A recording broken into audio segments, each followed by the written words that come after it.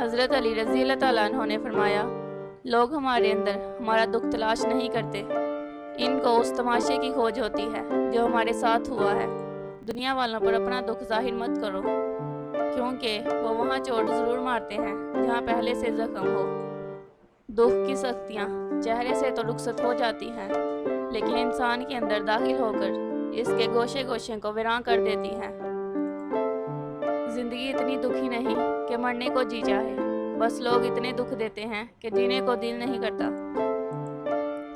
یہ ایک حقیقت ہے کہ انسان کو جہاں سے پیار کی سب سے زیادہ امید ہوتی ہے، اسے سب سے زیادہ دکھ بھی وہیں سے ملتا ہے۔